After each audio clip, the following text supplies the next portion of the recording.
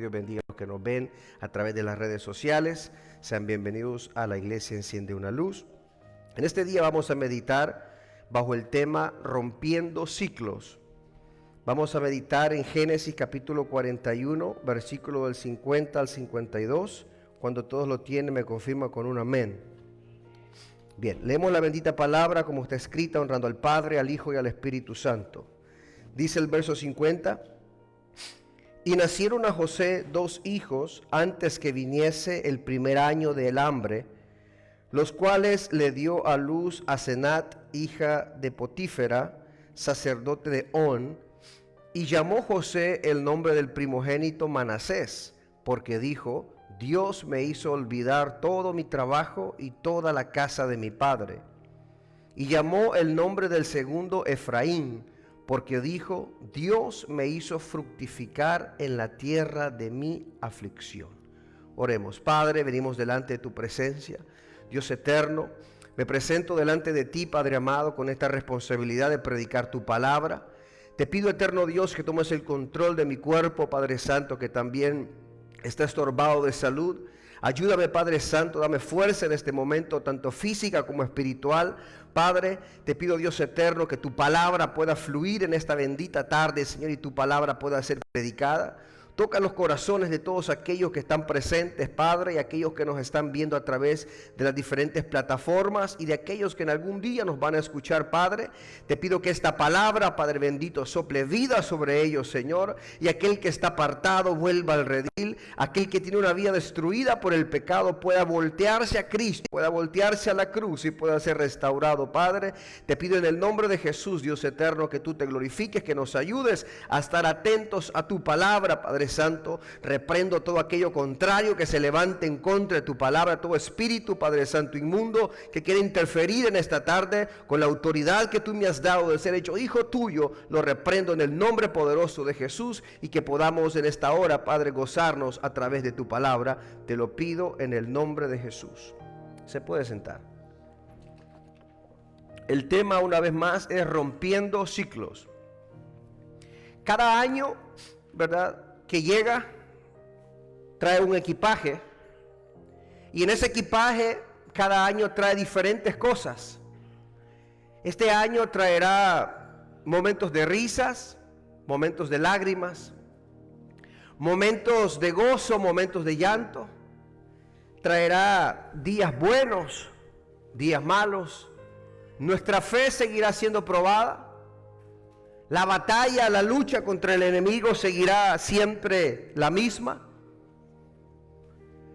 El plan de Dios seguirá siendo el mismo, que es restaurarnos y hacer que podamos permanecer hasta el final para ganar la vida, para obtener la vida eterna.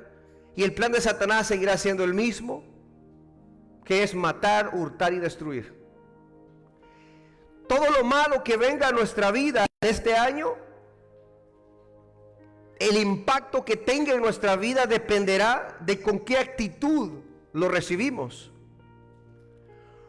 Porque si lo recibimos con una actitud basada en la palabra, las cosas malas que vengan no nos van a destruir ni nos van a apartar de Dios. Y las cosas buenas que vengan no nos van a desenfocar también del Señor.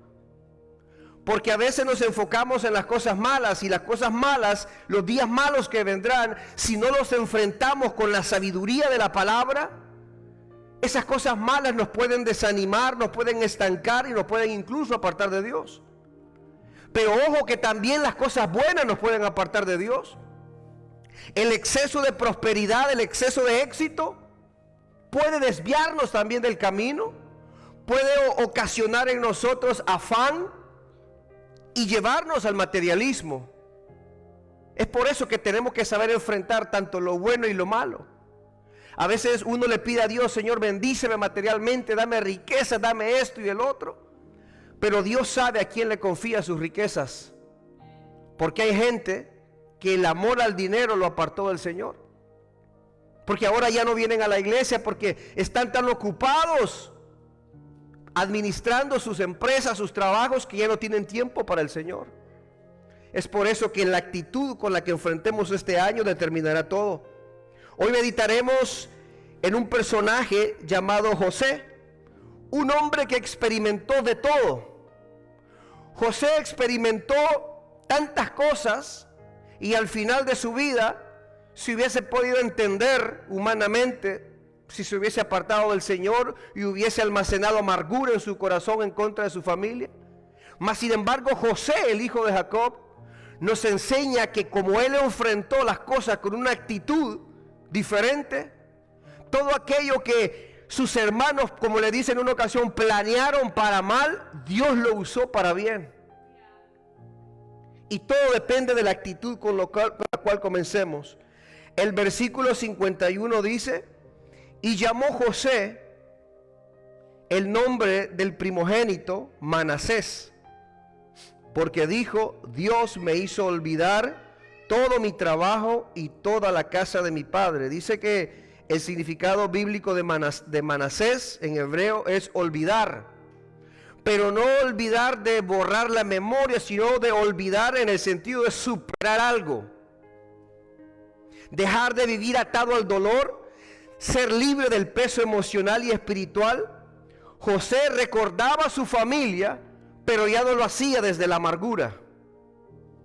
Por eso es que él nombra a su hijo según lo que él estaba, según su estado emocional y espiritual, nombra a su hijo. En la cultura judía, como usted bien sabrá, muchos nombraban a sus hijos conforme a lo que estaba pasando en el momento del que nacía. Por ejemplo, Jabes significa dolor, y Cabod significa la gloria de Dios se fue o fue quitada. Pero me llama la atención que José decide romper con un ciclo, y José bien pudo llamar a su primer hijo también Jabes, dolor, pero él decide romper ese ciclo y lo llama Manasés, diciendo: Dios me hizo olvidar todo mi trabajo. En la parte donde dice Dios me hizo olvidar todo mi trabajo, se refiere a los años de aflicción que vivió desde cuando tenía 17 años y su papá Jacob lo tenía como el favorito de entre los hijos. Y su papá le regaló una túnica de colores. Y mientras los hermanos estaban en el monte cuidando los animales, José llegaba a supervisarlos. Él llegaba a supervisarlos y eso creó una especie de amargura de sus hermanos hacia él. A tal grado que un día venía José y dijeron: ahí viene el soñador. Y planearon mal sus hermanos en contra de él. Lo agarraron, lo querían matar. Después lo aventaron en una cisterna, como en un pozo, pero el pozo no tenía agua. La Biblia no relata eso, pero ¿cómo se sintiera usted que sus hermanos lo avienten en un pozo? Me imagino que se lastimó físicamente. Después de eso, venían unos madianitas y iban para Egipto. Dice que lo vendieron como esclavo. Perdón, unos ismaelitas lo vendieron como esclavo para Egipto por 20 piezas de plata. Y estos muchachos planearon mal en contra de su papá y dijeron: le vamos a decir que una fiera lo devoró. Mataron un cabrito y mancharon la túnica de sangre. Y esa fue la mentira que le dijeron a su papá. Ahora, imagínense en este momento cómo se siente José, que va atado por los ismaelitas, que fue vendido como esclavo a enfrentarse a lo incierto, joven, lejos de su familia. Después llega a la casa de Potifar, es comprado por él, y ahí viene lo bueno de nuevo. Ahí la vida le sonríe y Dios comienza a bendecirlo y todo lo que tocaba prosperaba. Y José puede decir: wow, estoy viviendo tiempos de bonanza, tiempos de bendición. Pero luego llega el enemigo y la esposa de Potifar lo desea y le dice que se acueste con él. Pero José tenía temor en su corazón, la rechazó. Después la mujer un día dice que lo asió de sus ropas. Quizás le quiso quitar la túnica y él se la dejó ahí y se fue huyendo. José, si se hubiese quedado, para poder estar con esta mujer, quizás nunca habría sido despedido de esa casa. ¿Por qué? Porque cada vez de que Potifar hubiese querido despedirlo, la mujer le ha dicho, no, pues es mi amante, aquí que esté, aquí tengámoslo, mi amor, don Poti, tengámoslo aquí para toda la vida, este es un buen muchacho. Pero José prefirió estar...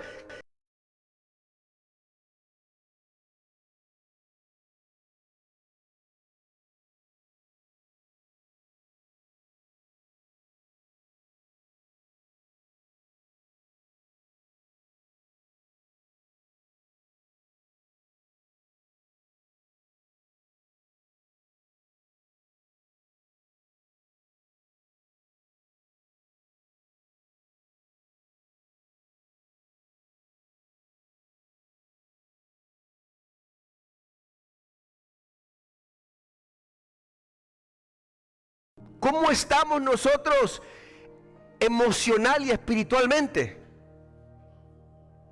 Porque hay una frase popular: año nuevo, vida nueva, borrón y cuenta nueva. Pero la vida no es así de fácil. No podemos borrar lo que pasó el año pasado y hacer como que nunca pasó. Hay algunos que tal vez todavía entraron al año nuevo con un corazón herido, lleno de dolor, de decepción, de tristeza, de resentimiento, de amargura, heridas emocionales que no han sanado. Otros tal vez entraron desanimados porque las promesas de Dios no se cumplieron, desanimados porque no alcanzaron las metas, expectativas fallidas. Y otros entraron a este año con una vida espiritual seca, vacía, sin deseo de orar, sin deseo de leer, sin deseo de congregarse, sin deseo de servir, sin pasión por Dios, resecos. Y ante este diagnóstico hay dos cosas importantes que tenemos que saber. Número uno, que no eres el único que está pasando por eso. En la historia de la Biblia hay tantos hombres y mujeres que también entraron en tiempos de resequedad espiritual, que incluso se querían morir. Número dos, que tu estado tiene solución, siempre y cuando tú permitas que Dios te transforme. Cuando ya nos morimos ya no hay esperanza. Pero mientras tenemos vida, en primer lugar tenemos que reconocer que tenemos un problema. Media vez digamos, no, yo estoy bien, yo soy cristiano, yo sigo leyendo la Biblia, sigo orando, yo sigo sirviendo, yo estoy bien. Podemos engañar a cualquiera, pero solo Dios sabe nuestra vida espiritual cómo está. Nosotros podemos estar aquí levantando las manos y orando, pero tal vez por dentro estamos secos, sentimos que lo hacemos para que la gente no diga nada, pero por dentro estamos vacíos, sin ganas de hacer nada. José sufrió mucho, pero vea en el versículo 51 cómo él, en el orden que nacen sus hijos, Dios restauró su vida.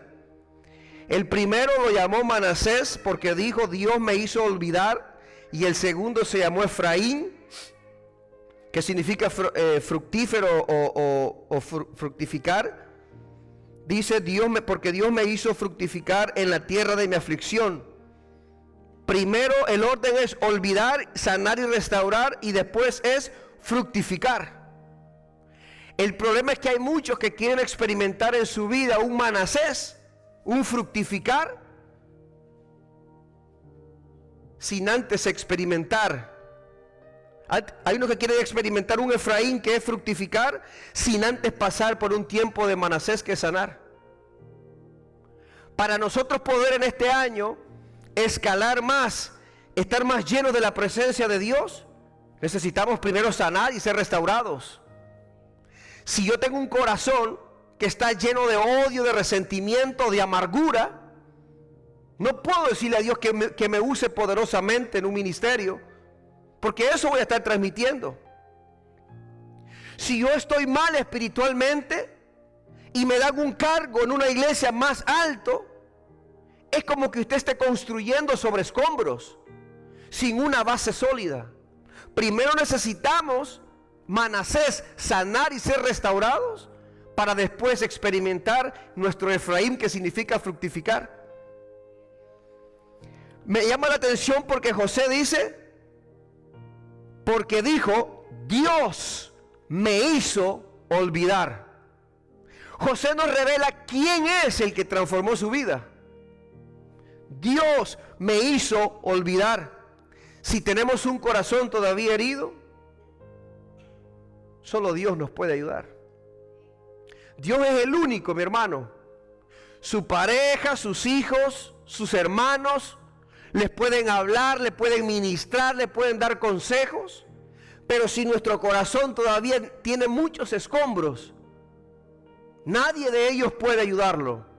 Solo en la presencia de Dios. Despojándonos delante de su presencia y decir, Señor, yo tengo tantas cosas en mi corazón que necesito ser liberado. Dios es el único que lo puede hacer. Faraón no pudo cambiar, aunque Faraón le dio su anillo, aunque lo puso como gobernador, como principal de todo. No fue Faraón quien restauró la vida de José. Él dijo, Dios me hizo olvidar, y después dijo, Dios me hizo fructificar. A veces nosotros decimos, wow, me está yendo bien en el trabajo, me está yendo bien en todo. Es que yo soy pilas para trabajar. Es que como tengo un carácter, ¿verdad? Que soy carismático, como tengo muchos talentos, por eso. Ahí estamos diciendo que estamos obteniendo todo por mí mismo. Cuando nuestro enfoque debería de ser, gracias a Dios y a su gracia es que estoy siendo bendecido. Darle a Dios su lugar. Si tenemos un desánimo y no sentimos fuerzas ni ganas de seguir, el único que nos puede ayudar es Dios. Vayamos en el primer libro de Reyes, capítulo 19, versículo del 4 al 8, para que veamos que no somos los únicos que en algún momento nos hemos sentido desanimados, vacíos, secos, cansados. Primer libro de Reyes, capítulo 19, versículo del 4 al 8. Un gran profeta de Dios, que Dios le usó poderosamente, mató a los profetas falsos de Baal, hizo descender fuego del cielo. Dios hizo grandes milagros a través de él. Y por una mujer, Jezabel, que lo andaba siguiendo para matar, del día bueno llegó el día malo. Primer libro de Reyes, capítulo 19, verso 4 dice: y él se fue por el desierto un día de camino, y vino y se sentó debajo de un enebro, y deseando morirse, dijo: basta ya, oh Jehová, quítame la vida. Perdió su propósito, pues no soy yo mejor que mis padres. Verso 5. Y echándose debajo del enebro, primero se sentó, después se acostó, se quedó dormido. Ve el proceso de decadencia. Primero se paró, después se sentó, se acostó y se quedó dormido. Y aquí es cuando Dios interviene. Pongámosle pausa ahí. Dios tiene un propósito para nosotros, tiene planes para nosotros. Cuando nosotros vamos caminando y ve que nos detenemos, cuando ve que nos sentamos, cuando ve que nos acostamos y cuando ve que nos dormimos espiritualmente, ahí es cuando Dios viene y va a intervenir. Porque la voluntad de Dios no es que terminemos dormidos, no es que terminemos ahí fracasados, hundidos en un hueco. Ahí viene, dice, y he aquí luego un ángel le tocó y le dijo: levántate, come. Entonces él miró y he aquí en su cabecera una torta cocida sobre las ascuas, o sea, sobre las brasas, y una vasija de agua, y comió y bebió y volvió a dormirse. Era tanto el desánimo que tenía Elías, que se mezcló entre su cansancio físico con su cansancio espiritual. Usted se imagina, hermano, usted siendo Elías y le pasa eso y un ángel lo despierta. Dios, usted se levanta y de rodillas y: Señor, vamos.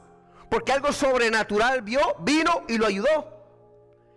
Pero Elías estaba tan decepcionado, estaba pero tan desanimado, que ya las cosas sobrenaturales, ni tampoco eso ya lo levantaba. Porque él estaba acostumbrado a clamarle a Dios y que dejara de llover, que lloviera. Él estaba acostumbrado a tantas cosas. E incluso un ángel viene y se le aparece. le da comida de la nada, pero ya ni siquiera lo sobrenatural lo despertaba de su desánimo. Se volvió a dormir y vea cómo Dios nunca se cansa de buscarnos. Verso 7. Volviendo el ángel de Jehová la segunda vez, lo tocó diciendo: levántate y come, porque largo camino te resta. Nosotros a veces estamos ya cansados, desanimados, agotados, frustrados y nos queremos sentar. Pero tal vez en los planes de Dios, Dios dice: papá, levántate, te espera un largo camino todavía. Hay vidas que todavía van a ser restauradas por ti, que yo te voy a utilizar como un instrumento. Todavía hay cosas que tú tienes que hacer para llegar allá. Todavía como padre tienes una función que hacer en tus hijos para poderlos preparar antes de que te mueras. Usted sabe que Dios nos da a nuestros hijos no solo para que nos alegren en la vida, nos presta a nuestros hijos para que los preparemos tanto terrenal como espiritualmente, para cuando nosotros nos vayamos de esta vida, dejemos algo sembrado en ellos. El mundo lo único que hace es dejarle herencia a sus hijos. Entonces, este terreno, esta vaca, este caballo, este avión, les dejan cosas, pero nunca les dejan un legado en su corazón. Un legado diciendo: mira, imita mis pasos. Pero a veces no quieren que sus hijos imiten sus pasos, porque sus caminares no son rectos delante de Dios. Ahora yo le pregunto a usted, si su hijo le dijera a usted: papá, cuando yo crezca quiero ser igual a ti, ¿será que nos sintiéramos dignos de que nuestros hijos nos imiten? Porque si estamos dando un buen testimonio delante de Dios, aleluya. Pero si nuestra vida espiritual está chueca, está dispareja, pues que nuestros hijos no sean igual a nosotros, que sean mejores que nosotros. Levántate, come, porque el largo camino te resta. Luego el verso 8 dice: se levantó pues y comió y bebió. Oiga bien, dice: y fortalecido con aquella comida que vino de Dios, caminó 40 días y 40 noches hasta Horeb, el monte de Dios. Lo único que pudo hacer que Elías se fortaleciera y saliera de su estado anímico deprimente fue un pan que provino del corazón de Dios sobrenaturalmente. Este es ese pan. Es la palabra de Dios la que nos va a sostener a nosotros.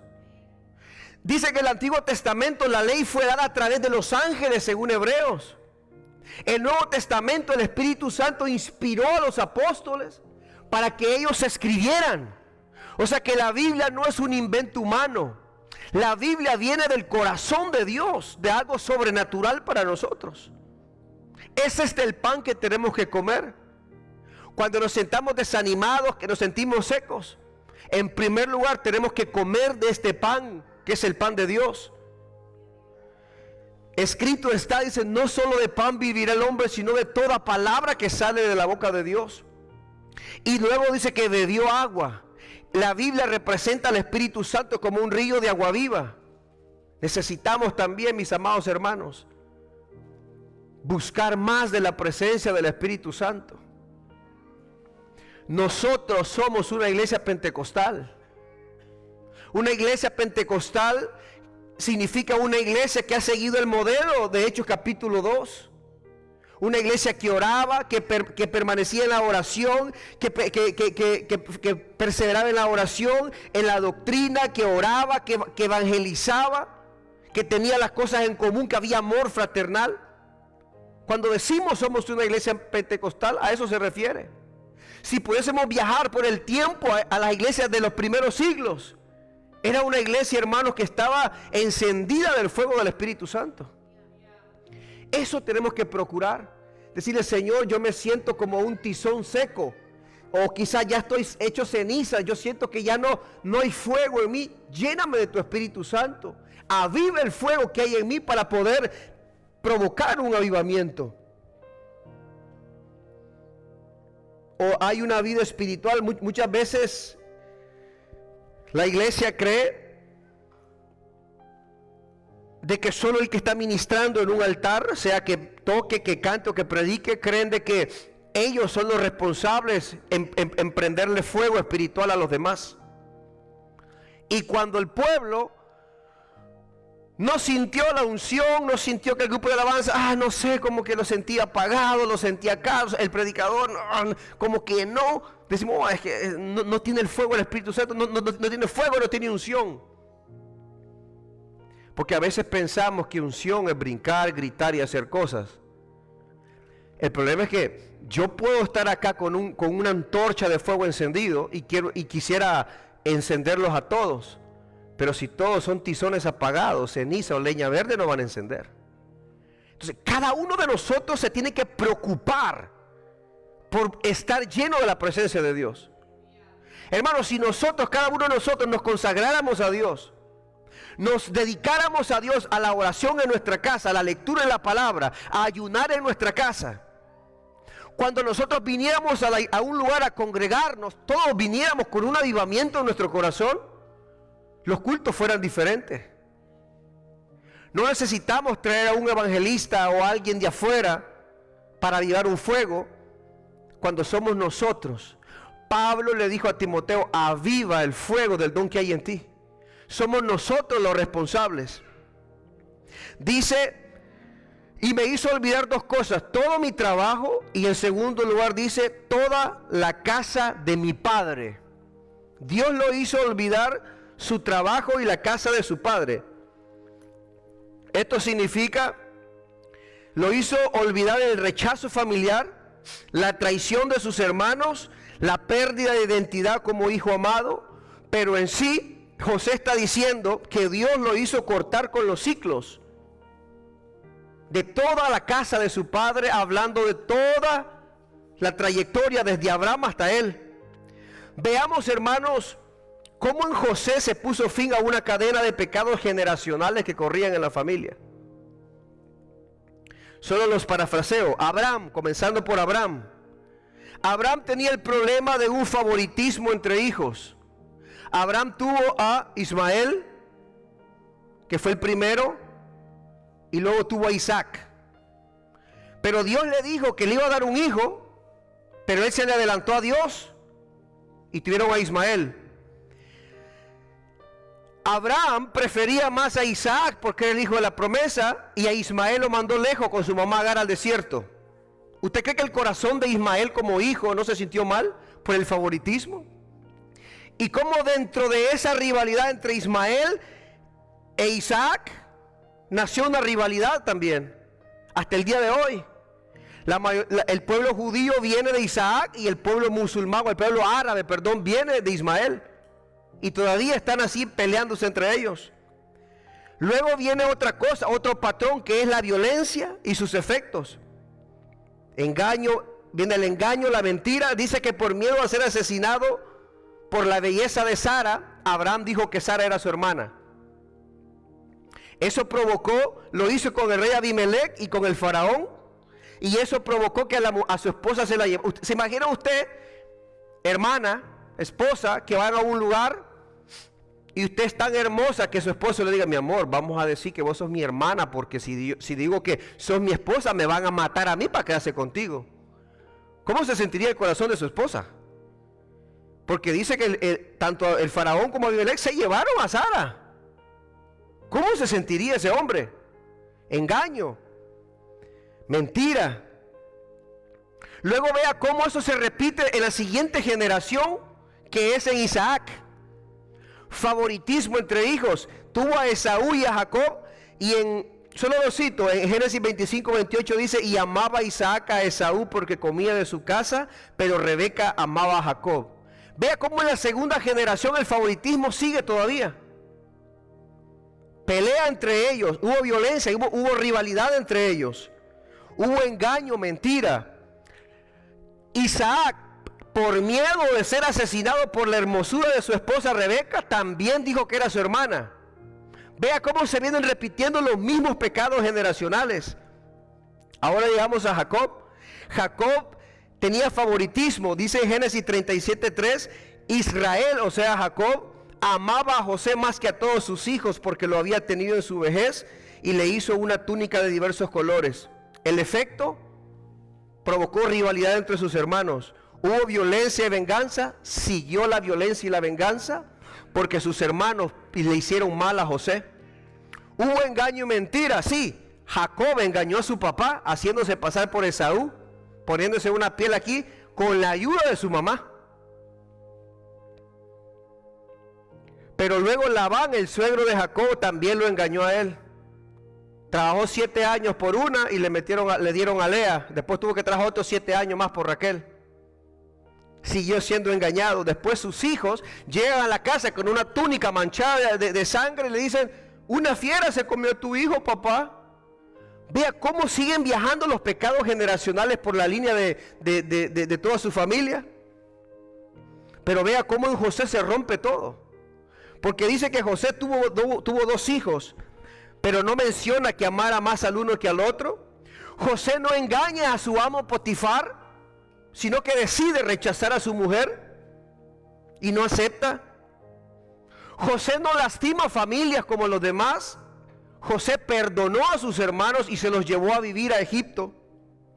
José tuvo la oportunidad de vengarse, pero perdonó. Necesitamos ser como un José que rompe maldiciones generacionales. Medite un poquito en su familia. Viaje hasta lo más ancestral que tiene. Yo en mi caso puedo viajar hasta lo que sea, hasta mis abuelos. Y piense muchas cosas que ellos hicieron, pecados que ellos cometieron, que han seguido viajando por todas las generaciones hasta llegar a usted. Por ejemplo, hay casos ancestrales que hubo infidelidad, adulterio y divorcio. Quizás en sus bisabuelos pasó al otro, pasó a sus abuelos, a su papá, llega hasta usted. Han habido casos de hijos con parejas diferentes. Han habido casos de alcoholismo y otras adicciones que han viajado por toda nuestra línea generacional. Casos de engaño, manipulación, favoritismo entre hijos. Entonces, si usted es un José, si en sus generaciones pasadas se han repetido estas cosas, hermano, en usted está el frenar todo esto. Si hubo favoritismo entre su familia, ahora usted tiene que romper con ese ciclo. Y si usted tiene más de 2 hijos, nunca tiene que tener hijos favoritos. Si en su familia hubo adicciones de cualquier tipo de cosas, en usted se pueden frenar. De las más comunes es violencia. Hubieron abuelos que fueron violentos con sus hijos. Fueron violentos los abuelos con su papá. Su papá fue violento con usted. Ahora está en usted cortar ese ciclo y decir: yo no voy a ser violento con mis hijos. Hay muchos que le dicen: papá, pero usted ¿por qué es tan seco conmigo? Usted no me abraza, usted no me dice que me quiere. Hijo, así era mi papá, así era tu abuelo conmigo. Y si uno va al abuelo: abuelo, ¿usted por qué es así con mi papá? Así era mi papá conmigo. Y es una generación que corre hacia atrás, ancestral. Y son cosas que se han venido repitiendo de familia en familia. Y está en nosotros ponerle un fin.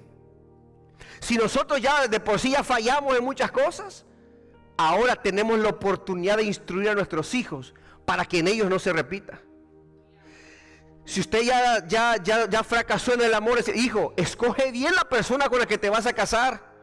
No te pase como a mí. Hijo, estuve en mi caso, hijo, yo estuve en el mundo, pasé por esto y esto y esto.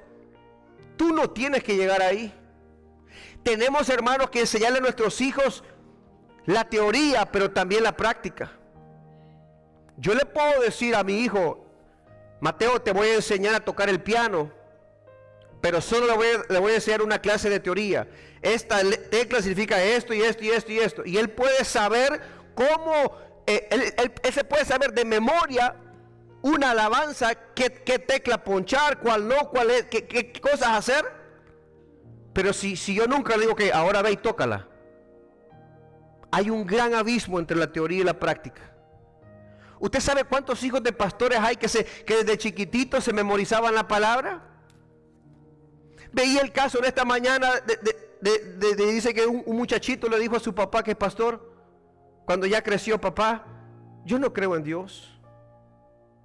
Y el papá le dijo: pero hijo, sos el hijo del pastor, ¿cómo que no crees en Dios? Hijo, desde chiquitito pasabas a decir los libros de memoria de la Biblia frente al pueblo. Hijo, pero si tú predicabas también, si tú también te memorizaste tanta palabra. Pero el niño le dijo: sí, pero tú nunca te sentaste conmigo para asegurarme que yo entendía lo que me memorizaba. Y eso me hizo reflexionar, porque yo digo: wow, o sea, nosotros, hijo, memorizaste textos, hijo, pasá a cantar, pasá a recitar un salmo, decí esto. Pero pregúntele a su hijo al llegar a casa: ¿tú crees que esto es la palabra de Dios? Puede ser que le diga: sí. ¿Por qué? ¿Tú estás convencido que esto es la verdad? ¿Que el evangelio es la verdad? Puede ser que su hijo le diga: pues tú me has dicho que es la verdad. Pero cuando nos hemos sentado con nuestros hijos ya más grandecitos y decirle: hijo, ¿tienes preguntas que te incomodan? Hermano, usted no sabe, pero a los jovencitos en la escuela les meten ateísmo, les meten tanta cosa a sus amigos. Y muchos hijos de cristianos siguen yendo a la iglesia y crecen en las iglesias ministrando y todo. Y puede ser que ni siquiera creen en Dios, porque nunca le dijeron: hijo, ¿tiene alguna pregunta de la Biblia? Sí. ¿Como cuáles? Papá, si Dios es tan bueno, ¿por qué Dios permite la maldad? Papá, ¿cómo yo sé que la Biblia es la palabra de Dios? Papá, ¿cómo mis amigos me han dicho de que esto fue un invento humano? Papá, mis amigos me han dicho que esto ha sido una manipulación. Ahí cuando nosotros respondemos a nuestros hijos. Pero para poder instruir a nuestros hijos, tenemos que nosotros saber. El evangelio no es solo venir los martes, los jueves y los domingos a la iglesia. Tenemos que aprender a pastorear a nuestros hijos. No, en la escuela dominical le van a enseñar a la Biblia. Hermano, hubo un caso de alguien que ya tenía más de 16 años. Y un joven me hizo una pregunta. Me preguntó que si Juan el Bautista era el mismo que Juan el apóstol. Y yo le dije: pero ¿no le has preguntado a tu familia? Me dice: es que ellos no saben. Hermanos, tenemos una responsabilidad en nuestros hombros como usted no tiene idea. Si nosotros fallamos en tantas cosas y nuestros antepasados no fueron cristianos o fueron cristianos de nombre nada más, está en nosotros un peso tan grande de instruir a nuestros hijos como usted no tiene idea. Tal vez nunca lo habíamos pensado. Tal vez pensamos: no, pero lo importante es que lo lleve a la iglesia, empujado a la fuerza, pero va a llegar a la iglesia. Está bien que lo traiga, que usted lo motive, pero ya empujado a la fuerza. Digamos que lo permitamos así, pero nosotros los ministramos a ellos también. El fracaso más grande que le puede ocurrir a un cristiano es que sus hijos se pierdan. Por eso medite en sus hijos. Medite, hable con ellos. Porque si no pudimos nosotros frenar cosas generacionales, pero podemos en ellos marcar una generación diferente. Al final dice, el verso 52, y llamó el nombre del segundo Efraín, porque dijo: Dios me hizo fructificar en la tierra de mi aflicción. O sea, en la misma tierra de Egipto, la misma gente que dio a José estar en la cárcel, acusado de querer violar a una mujer, fue la misma gente, el mismo país que lo vio a José crecer como gobernador. Eso es lo que él dice. Porque dijo: Dios me hizo fructificar en la tierra de mi aflicción. Quizás muchos a usted y a mí nos vieron caer,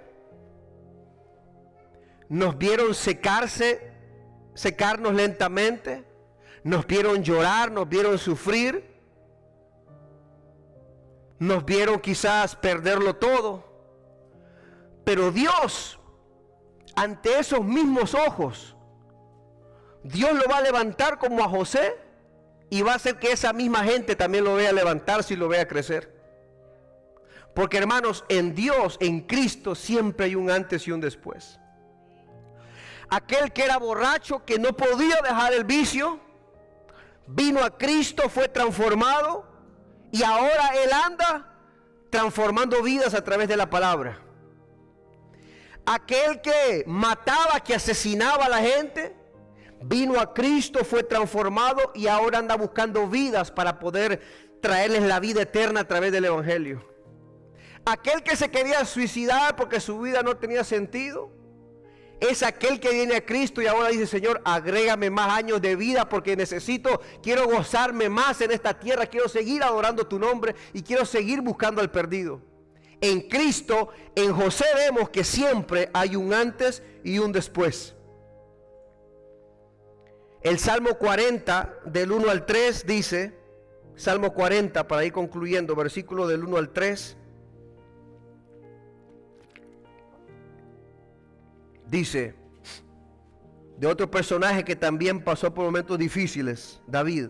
Salmo 40, versículo del 1 al 3 dice: pacientemente esperé a Jehová, y se inclinó a mí y oyó mi clamor. Y el 2 dice: y me hizo sacar del pozo de la desesperación, del lodo cenagoso, puso mis pies sobre la peña. ¿Y qué dice? Enderezó mis pasos. Luego el versículo 3 dice: puso luego en mi boca cántico nuevo, alabanza a nuestro Dios. Verán esto muchos y temerán y confiarán en Jehová. Hay gente que salió del 2025 metidos en un hoyo, en un pozo de la desesperación, en un pantano o en un lodo cenagoso. Y Dios los ha querido sacar de ese lugar y ponerlos en algo firme, que es sobre la roca que es Cristo. Pero la decisión es de aquel que está en el hoyo. Hay gente que en el año pasado estaba hundida en un hoyo, seguía ahí y no quería salir de ese hoyo.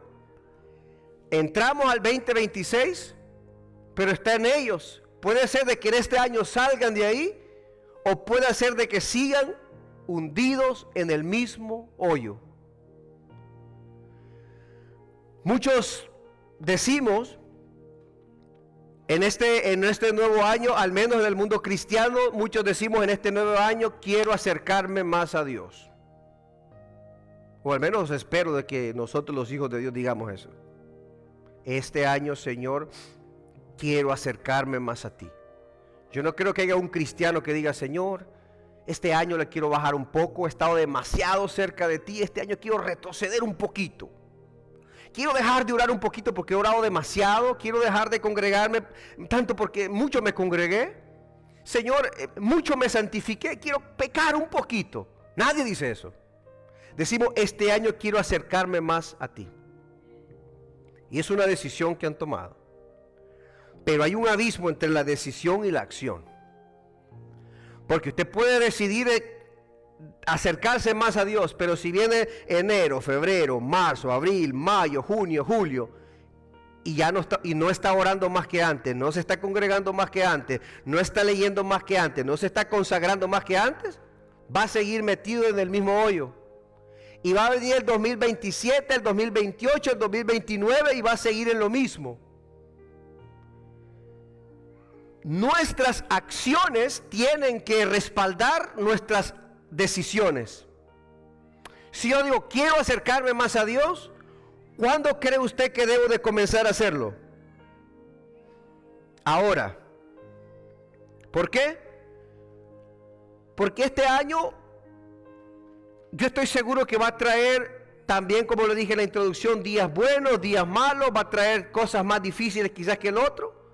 Quizás van a experimentar otras enfermedades, otros retos, otros problemas. ¿Y sabe cuál es la clave para seguir permaneciendo firme a pesar de los momentos difíciles? Estar sano, en el sentido espiritual, o sea, haber olvidado, haber superado, estar restaurado. Y el segundo nombre del hijo de José, estar fructificando, estar dando frutos.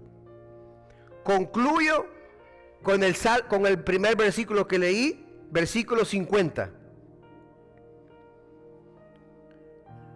Génesis 45, 41, 50.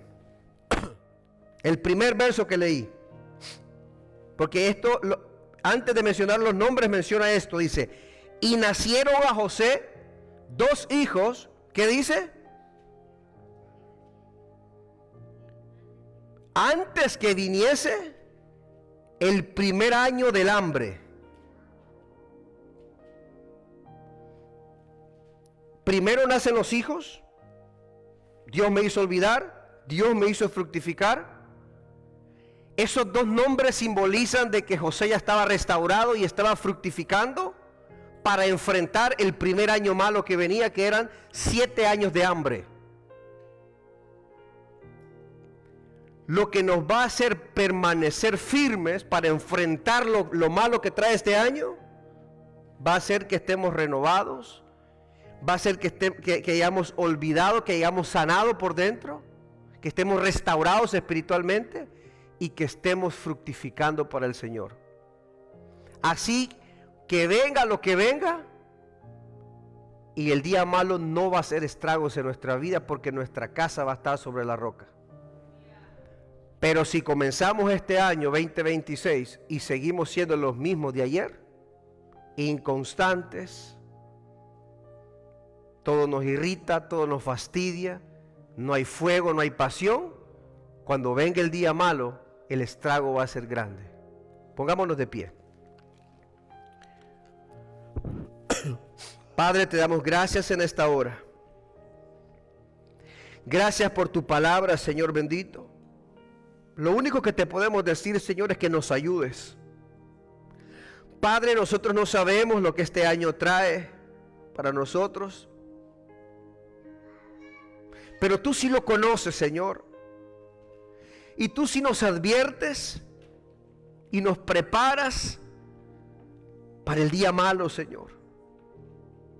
Así como a José, antes de que vinieran los años de hambre, tú lo preparaste, le diste sabiduría para almacenar fruto.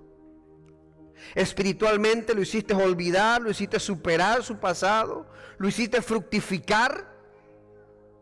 Así te pido, Dios eterno, como pastores de esta iglesia, Padre, yo te pido por cada uno de mis hermanos, aquel que todavía no ha sido restaurado, aquel que todavía carga cosas en su corazón, Padre, te pido que tú lo restaures. Aquel que se siente seco, vacío, Señor, te pido que intervengas en su vida como lo hiciste con Elías, Señor.